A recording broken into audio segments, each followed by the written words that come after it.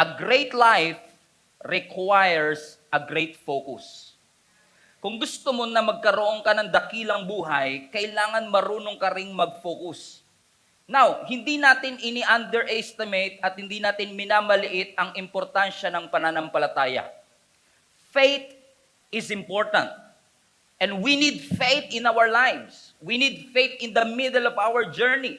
Wala pa ho sa atin ang nakarating na kagad sa finish line ng ating buhay kasi nandito pa tayo. Lahat po tayo ay nasa gitna pa lang po ng ating buhay regardless of our age.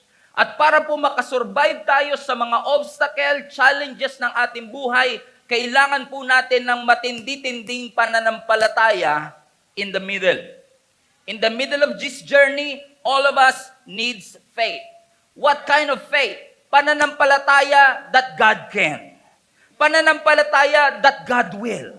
Lahat tayo mga kapatid, kailangan nating maniwala na ang Diyos na pinaglilingkuran natin is able at ang Diyos na pinaglilingkuran natin is willing. Alam niyo ba ang pinakamatinding kaaway ng pananampalataya? Negative mindset. Yung hindi ka na naniniwalang aahon pa kayo. Yung hindi ka na naniniwalang magbabago pa ang iyong sitwasyon. Yung parang hindi ka naniniwalang, kaya ko bang lagpasan ito? Pero gusto kong ipaalala sa inyo mga kapatid, kahit matulog ka na pagkatapos ito, na hindi porkit hindi mo kaya, hindi ibig sabihin hindi kaya ng Diyos. Yung kaya mo at yung kaya ng Diyos magkaiba. Kaya kailangan nating manampalataya na yes, hindi ko kaya, pero alam kong kaya ng Panginoon. Bakit ko po ito sinasabi? Kasi wala pong exempted sa mga bagyo ng ating buhay. No one is exempted in the storms of our life. Lahat tayo makaka-experience at makaka-receive ng bad news. Lahat tayo matitest. Pwede kang mawalan ng mahal sa buhay. Pwede kang mabetray. Pwede kang madisappoint. Pwede kang malugi. Pwede kang matakot. Pwede kang maging anxious. Pero salamat, ginagamit ng Lord ang mga pagsubok sa ating buhay para tayong lahat ay palakasin. Hindi ka kasi talaga lalago kapag walang struggle. Hindi ka kasi talaga magmamature kung walang resistance. Imagine niyo mga kapatid, kung lahat ng bagay at lahat ng prayer request mo ay madali lang talagang nabibigay ng Lord. Imagine niyo po kung lahat ng prayer natin, as in lahat, once na nag-pray ka, automatic, may LBC mula sa langit na magpapadala ng answered prayer sa atin. It is a dream. Pangarap nating lahat yan. It is great. Ang ganda na kapag nanalangin ka, biglang sumasagot ang Panginoon. Ang problema, magiging mahina ka kapag ganun. Think about it. Magiging mahina ka, kapatid. Kasi ginagamit ng Lord ang mga obstacle ng ating buhay para palakasin ang ating mga pananampalataya. Gusto ko lang pong i-remind ang lahat ng nangihina at gusto nang mag-quit sa mga oras na ito.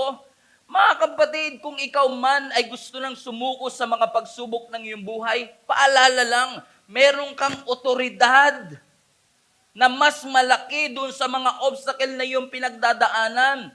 You have a weapon to overcome this struggle that you are facing. You have a weapon to overcome these troubles that you are facing. Meron kang boses. At hanggat may boses ka, pwede kang kumanta ng papuri sa Panginoon. At hanggat may boses ka, pwede mong ideklara ang lahat ng sinasabi na salita ng Panginoon. Yung miracle nasa bibig mo na eh. Sabi mo nga sa katabi mo, kapatid, the miracle is already in your mouth. Bubukas mo na lang yan. Kasi kung ano-anong pagmamaritis kasi lumalabas eh. Ang ilabas mo dyan, kapatid, yung mga salita ng Panginoon. You have to speak up. And you have to speak with faith. Huwag mong iaalaw na yung mga storm ng buhay mo will silence that voice. You have a voice. And you can always quote the scripture kung anong sinasabi ng salita ng Panginoon so that all of us will be delivered sa lahat ng ating mga pinagdadaanan. Pero salamat mga kapatid, yes, ang pananampalataya ay importante. Pero ang pananampalataya kailangan ng tamang perspective.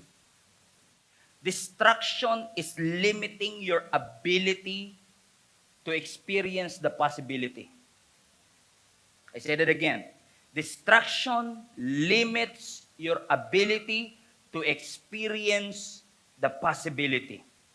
The text that we are in, mga kapatid, yung binabasa nating text, ang mga disciple ay nagko-cross sa Sea of Galilee at yung dapat na boat journey, naging test journey. Nararanasan niyo ba minsan yun yung nung nagkaroon ka ng problema, sabi mo, Lord, di mo naman ako in-inform. Ganito pala katindi pagdaday. Yung nag-asawa ka, yung saya-saya mo, yung parang, yung kasal mo, excited ka. Tapos, 1 year into the marriage, sabi mo, Lord tama na to gantong level lang ng hirap. Okay na kami dito. Yung konting inisan, bati-bati konti, yung nandun siya sa CR, nandito ako sa kwarto, ganun-ganun tulog lang, Lord. Okay na ako doon. Sabang tumatagal, okay, naging ibang bahay ka na. Lumalayas ka na pag nag-aaway kayo, yung mga ganyan.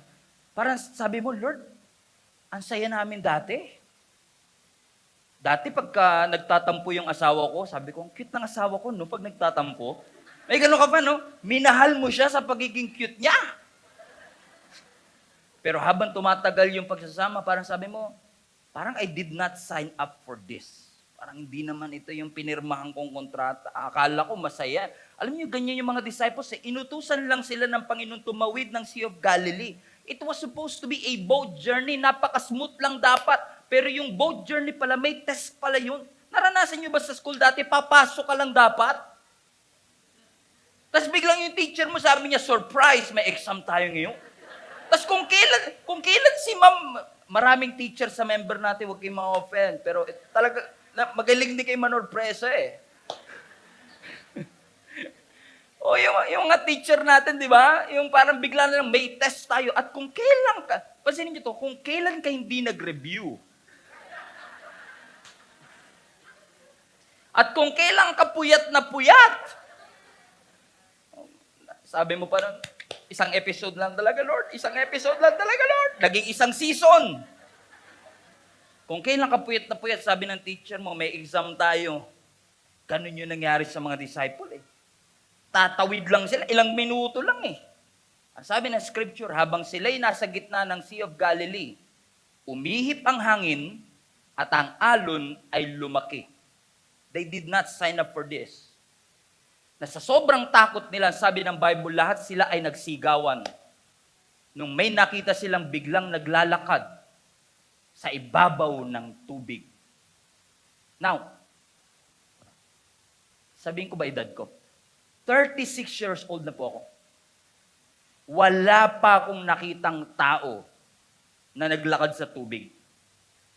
Ang turo sa akin noon, ang tubig nilalanguyan, hindi nilalakaran.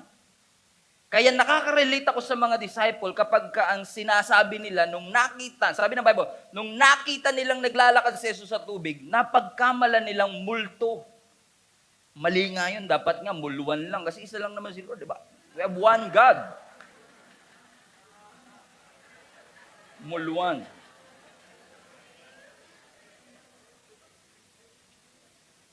Pero watch this. Sabi ng verse 25, Jesus went to them walking on the sea. Sumigaw sila, it is a ghost.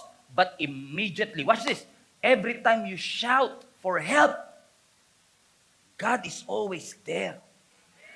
Ang sabi ng Bible, immediately, Jesus spoke to them 3 phrases. Be of good cheer, it is I, don't be afraid. Hindi ko alam kung sino po ang kinakausap ng Panginoon dito, pero alam ko ito lang yung kailangan mo ngayon. Be of good cheer. It is I, sabi ng Panginoon, the eye of the storm. Jesus, sabi niya, don't be afraid. Huwag kang matatakot. Sabi ng scripture, nung nakita ni Peter na si Jesus ay naglalakad ng tubig, ikaw ba naman, nakita mo yung hindi posible, naging posible. Now, bigyan ko lang kayo ng context, Si Peter, fisherman. Mangingisda. Correct? Ang pinakamalapit sa paglalakad sa tubig na nakita niya, flying fish. Yun na yung pinakamalapit. Wala pa siya nakitang naglalakad sa tubig. Kaya nung nakita niya naglalakad si Jesus sa ibabaw ng tubig, natakot ang lahat ng disciple, pero si Peter, ang sabi niya, Lord, kung ikaw talaga yan, hayaan mo kong lumapit sa iyo. Now, dito maraming Christian nagkakaroon ng para bang maling connotation. Hindi pinangarap ni Peter na makalakad sa tubig. Ang gusto niya lang makasama si Jesus. Ulitin ko ulit. Marami kasi sa atin masyadong mataas yung pangarap natin, nakafocus ka na sa pangarap mo. Nakalimutan mo na yung presensya ng Panginoon. Kaya pag bumagsak ka, minsan sinisisi mo si Lord, Lord, nasaan ka ba? Sabi ng Lord, di ka naman kasi pinapapunta dyan eh.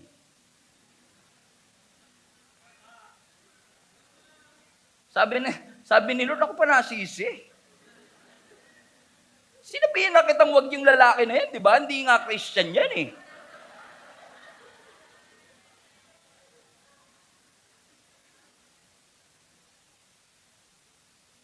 Yung hindi niya inakalang posible, naging posible. Kaya sabi niya, Lord, let me come to you. Let me walk on the water with you. The main motivation of Peter was just to come to Jesus.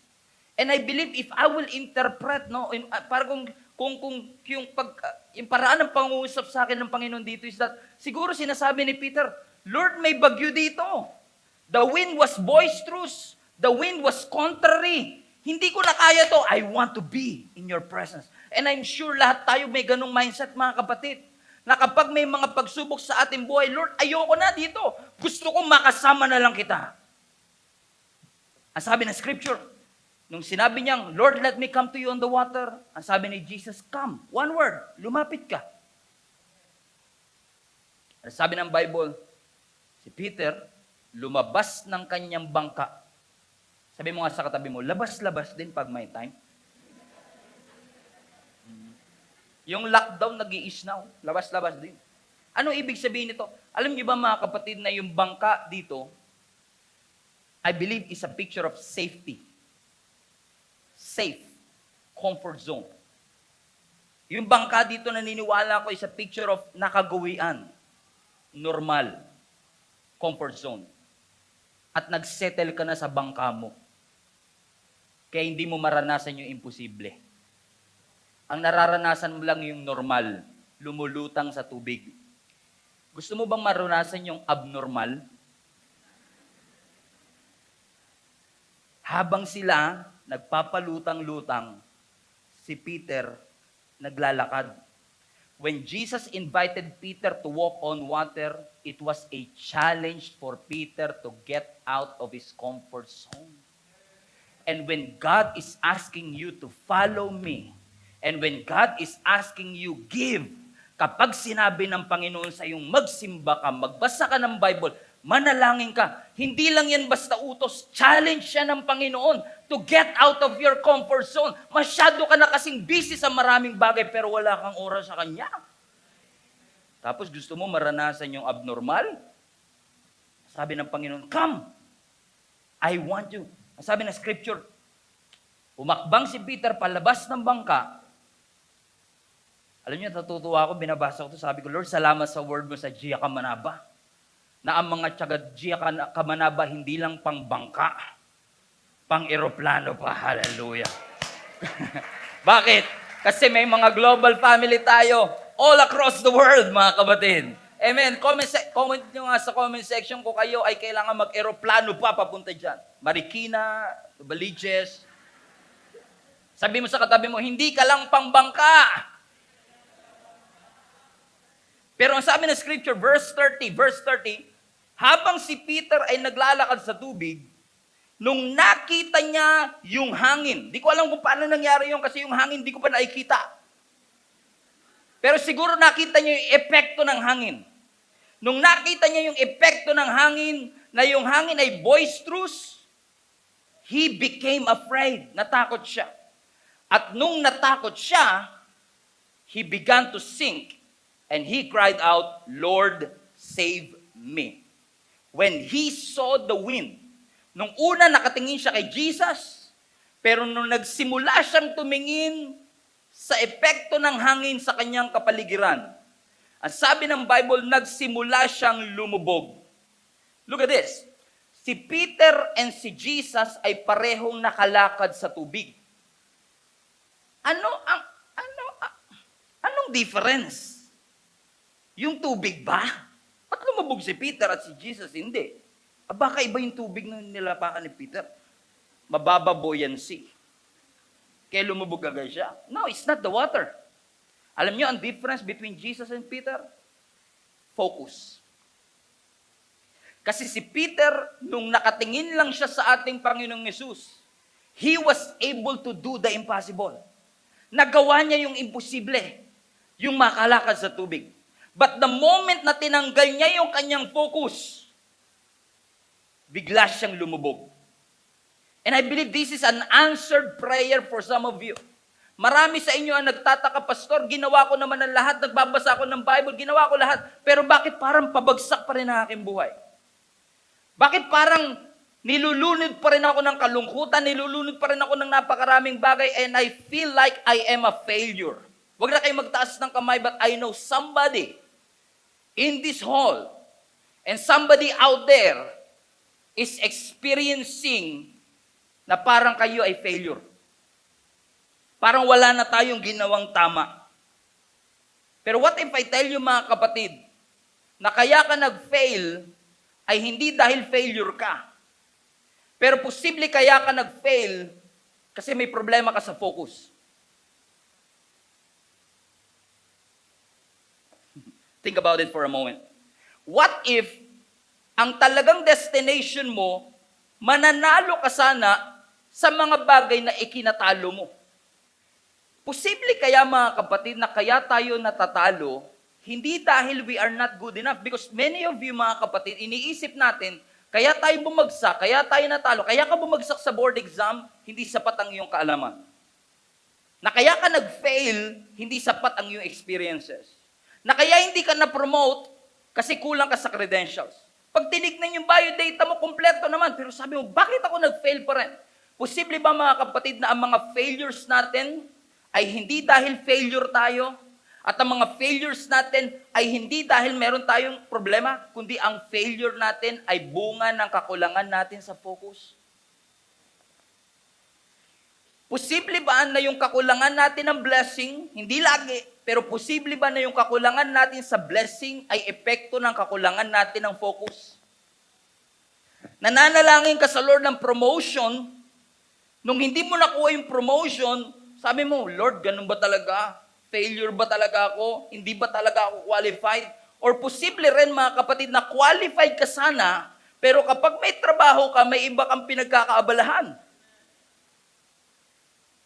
So it's not the lack of blessing. It's a lack of focus. Lahat tayo nangangarap ng great marriage. And I'm so blessed to have Jenny in my life. Pero hindi lahat ng marriage nagsasucceed. At hindi ko sinasabing ang aming marriage, sana, Lord, wag naman sana. Amen? Ay walang imperfection. Lahat ng marriage may imperfection. Pero posible kaya mga kapatid na kaya nag-fail yung marriage because hindi dahil hindi ka mabuting asawa, kundi dahil hindi mo na pagfokusan yung relationship. So it's not about you. It's not about your ability. It's your focus. Bakit ko sinasabi ito mga kapatid? Because we live in a distracted society. At kung hindi tayo marunong mag-focus, mawawalan ka talaga ng abilidad mag-enjoy.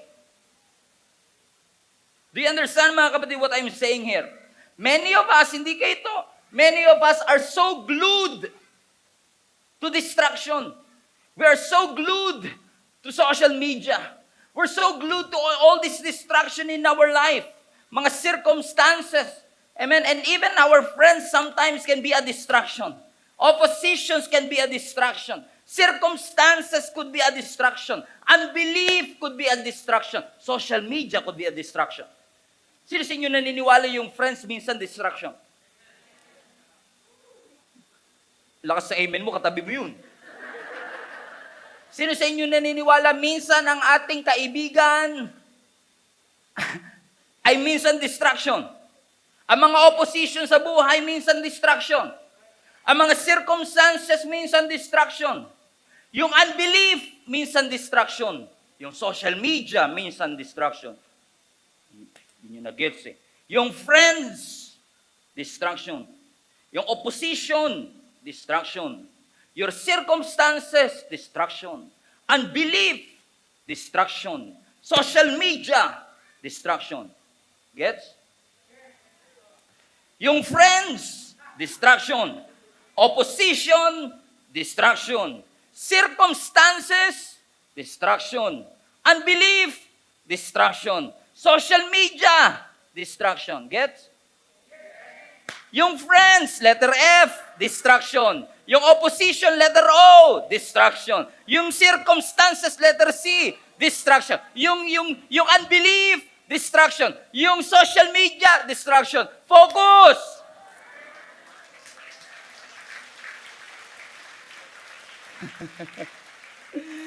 Sabi na isa, pala yun. Kailang ulit pa. Bakit ko sinasabi ito mga kapatid? You cannot walk on water distracted. If you want to walk on water, you have to focus because focus is a weapon. There are a lot of things that are beyond our control. Hindi mo makokontrol, pero yung kaya mong kontrolin yung focus mo. Marami sa atin na distract tayo ng maraming bagay because of this turmoil that is happening in our life. But right now is a special season for Gia Kamanaba. May reminder ang Panginoon sa atin. Focus. What do you really want to happen in your spiritual journey? Focus. Ano ang gusto mo mangyari sa iyong pamilya? Focus. Ano ang gusto mo mangyari sa iyong career? Focus. Sabi mo sa katabi mo, you have to focus. Because that's the only thing that you can control. Nakakalakad si Peter sa ibabaw ng tubig until nawala yung kanyang focus. May vision pa rin siya pero wala na yung kanyang focus. Eh marami sa atin may vision pa rin pero wala na yung ating focus. Do you want your vision to become a reality? Don't lose your focus. Alam niyo, sa lahat ng mga staff natin dito sa church, ang lagi ko sinasabi sa kanila, stay focused. You know why? Kasi ang paglilingkod sa Panginoon, minsan may honeymoon stage. Sa una parang exciting. Masaya. Pero habang tumatagal, mas papunta sa exciting part, syempre. Habang tumatagal, may mga challenges, may mga opposition, may panghihina, may pagkapagod. There are a lot of crying nights and sleepless nights. But you have to stay focused. Ang sabi ng Colossians 3, set your minds on things above. Focus. Ang sabi ng Philippians 4, let your eyes look directly ahead. Focus. Ang sabi ng Matthew chapter 6, do not worry about tomorrow. Focus on the present. That's a statement of focus right there. Kasi kapag nag-aalala tayo sa bukas, sinasabotahin mo na yung bukas mo, hindi pa nagsisimula. At ang matindi pa mga kapatid, masyado nating inaalala ang lahat ng bagay, pero wala ka ng pinapanalangin. Lahat inalala mo na, pero wala kang pinanalangin. Ang utos ng Lord, ipanalangin mo lahat, tas huwag ka mag-alala. Binaliktad natin. Inalala natin lahat, tas hindi na natin pinag-pray. Actually, pinag-pray mo, pero pinalo up mo lang kay Lord. Lord, follow up lang ha, 32 na po ako, wala pa naliligaw.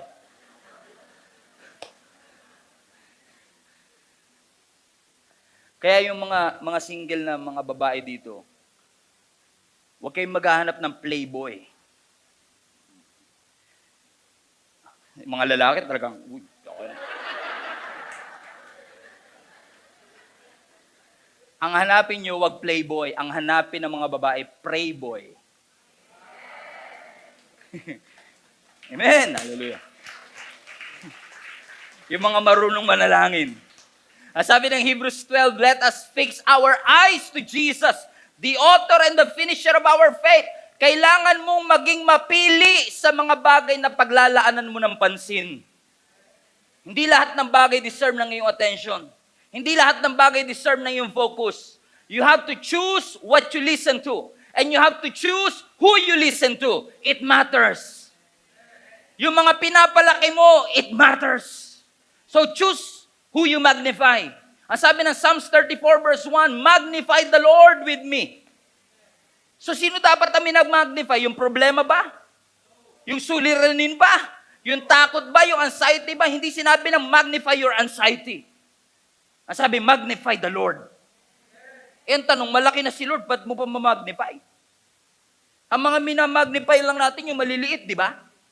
Eh si Lord malaki na, ba't pa kailangan i-magnify? Hindi natin minamagnify si Lord kasi maliit si Lord. Minamagnify mo siya kasi maliit tingin mo kay Lord.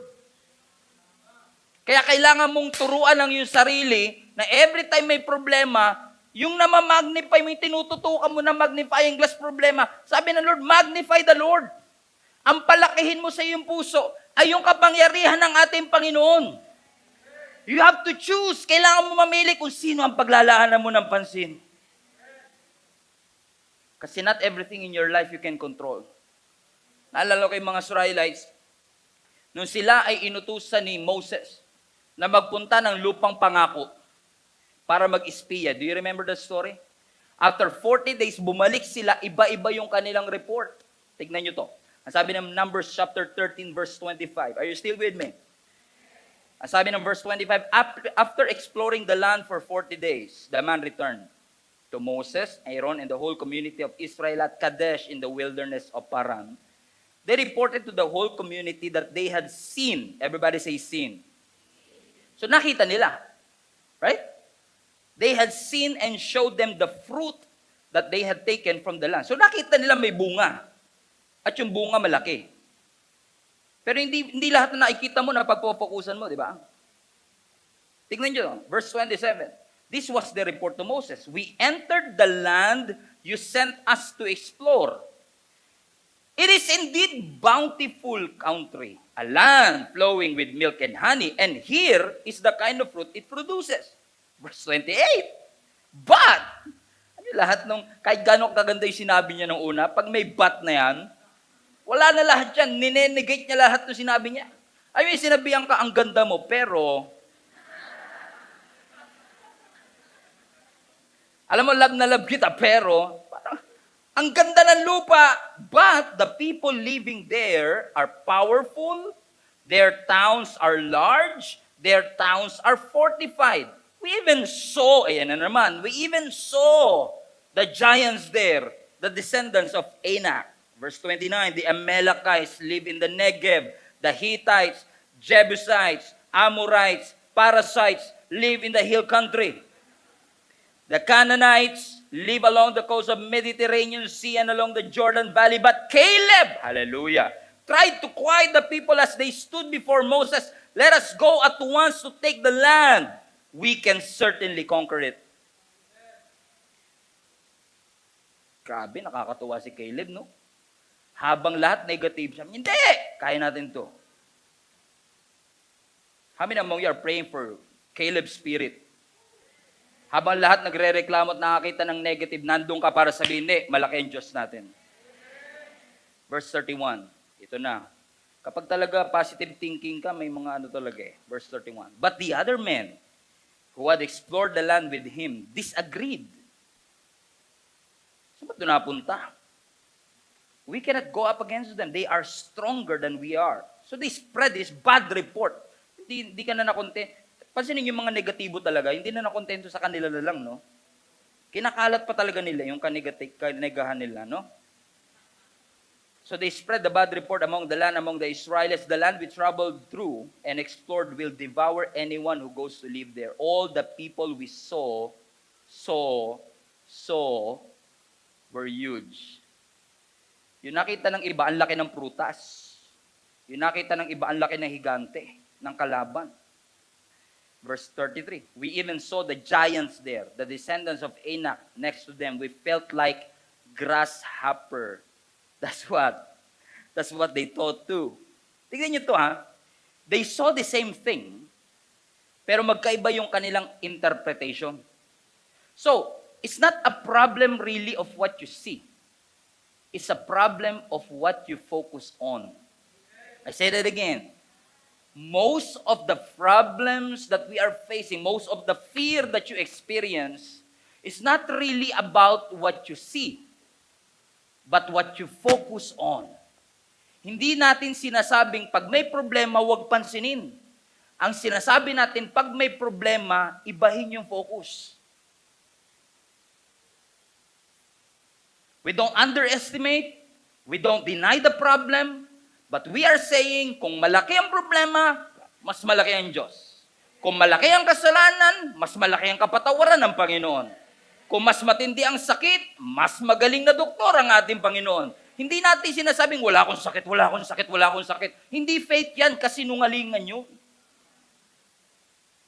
And tayo sa religious circle, ang galing natin sa ganyan, may sakit na tayo, wala po akong sakit. Glory to God. May sakit ka! Pero naniniwala ka lang, mas matindi yung nagpapagaling na Diyos sa'yo. Kasi meron kang pananampalataya that God will heal you. Do you understand, mga kapatid? So it's not really the problem of what you see. It is a problem of what you focus on. Marami sa atin malaki ang pananampalataya pero walang focus. Marami sa atin merong talento pero walang focus. But it is high time for us as a church to be reminded, mga kapatid, that whatever we are facing, whoever is in front of us, kahit gano'ng katindi ang giant, kahit gano'ng katibay ang walls, meron tayong Diyos na mas mataas, mas malakas, at mas malaki.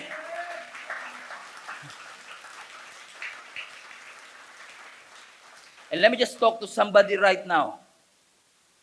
I know you are scared, but the secret of life na merong kapayapaan is for you to learn how to focus on Jesus. I say that again. Alam kong takot ka, kapatid, pero ang tunay na susi ng kapayapaan ay kapag natutunan natin mag-focus sa ating Panginoon. Kaya marami sa atin ayaw magpagamit sa Lord kasi nakapokus ka sa mali sa'yo. Ayoko magpagamit kay Lord. Kulang ako sa talento eh. Ayoko mag-sign up sa mga link-up group.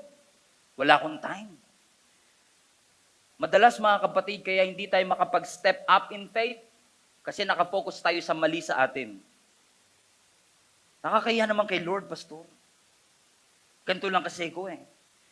Tingin mo ba nung tinawag ka ng Panginoon, hindi niya alam kung sino ka talaga? Alam niya na yun. Alam niya lahat ng kahinaan mo. Pero sa kabila ng kahinaan mo, tinawag ka niya. Sa kabila ng kahinaan mo, pinili ka niya. Sa kabila ng ating kasalanan, pinatawad ka niya. So instead of focusing on your mistake and focusing on what's wrong with you, focus on what's right with God. Ano ba ang sinasabi ng Panginoon? Ano ba ang instruction ng ating Panginoon? Yun yung pahalagahan natin because the thing that matters to you will determine your destination. Kung anong mga bagay na pinapahalagahan mo, yun ang iyong pupuntahan.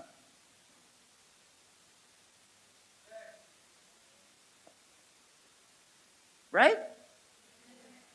Tanongin mo yung katabi mo. Ano ba mahalaga sa'yo talaga? Ayaw mo tanungin din, di ba? Ako din, parang tagilid din yata ako dito, Pastor. Ako din, parang ganun eh. Di ko na nga alam eh. Pero, kailangan mo mamili, kapatid. Naalala nyo si Nehemiah, nung ginagawa nila yung Jericho Wall, in-invite siya, may message ako dito saying no to Ono. Habang umakyat siya si Nehemiah, kinoconstruct nila yung Jerusalem Wall.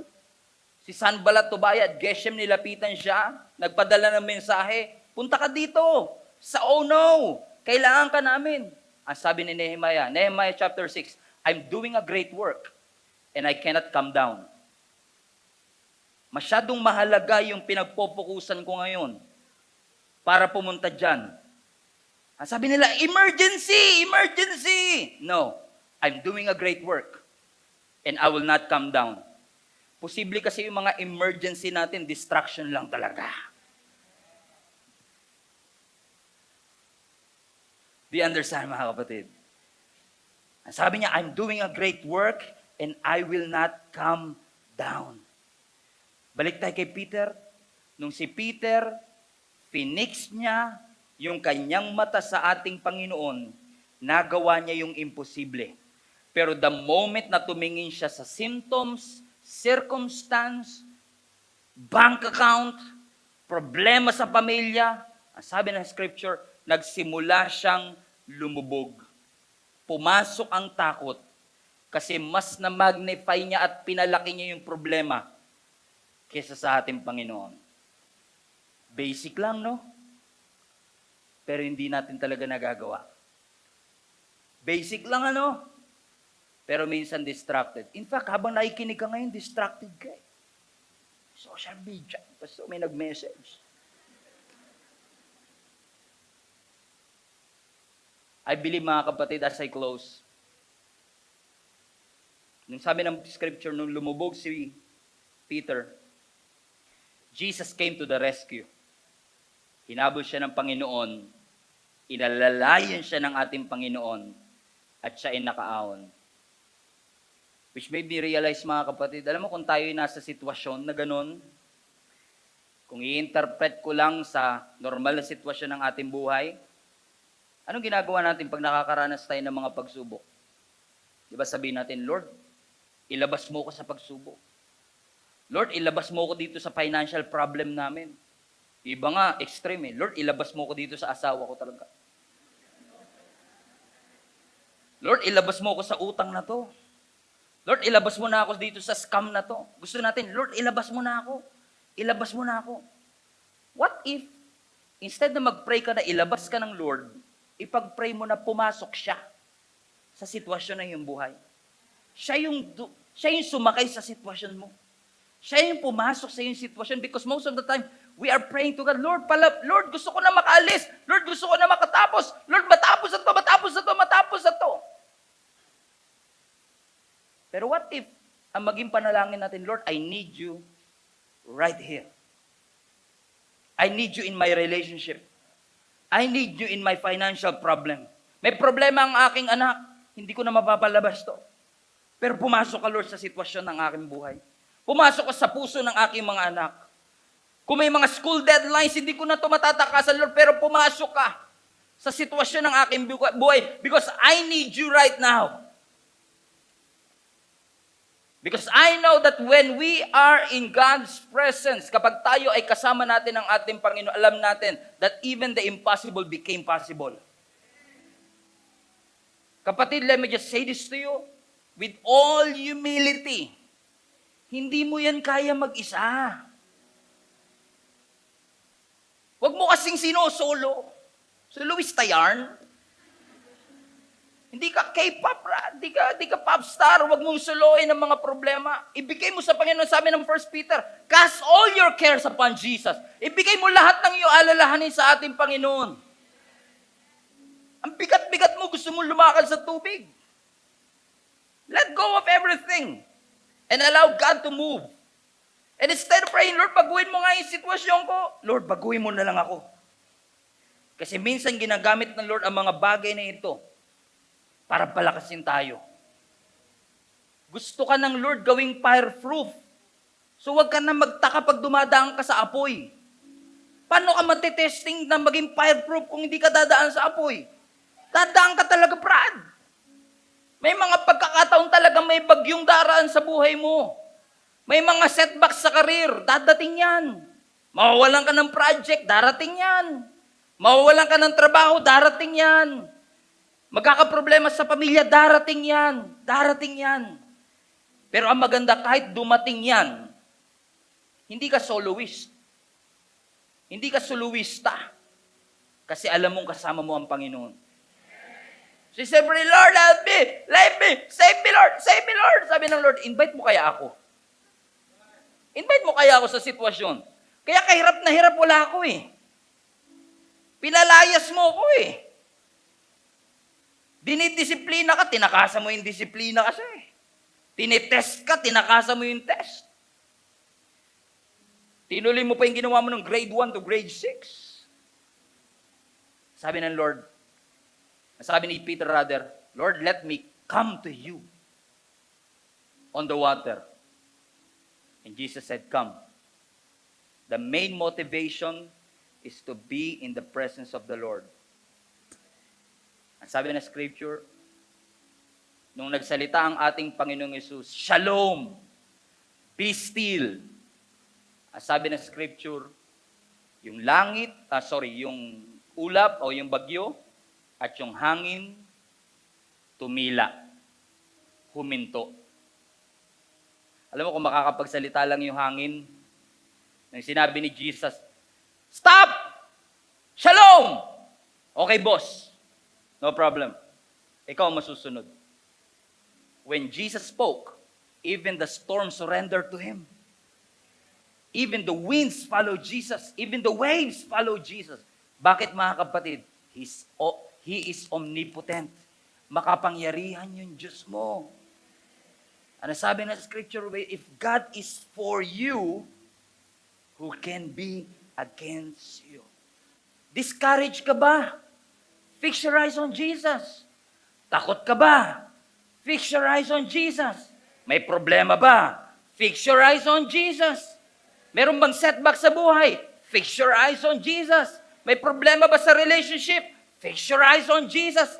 Because we believe, mga kapatid, as long as we focus on His presence and we focus on Him, alam natin, mga kapatid, na nandyan siya lagi to the rescue. Dumating man ang pagbagsak, nandyan siya para tayo sagupin. Stop being glued to distraction and start focusing on your Savior, Jesus Christ. And I tell you this,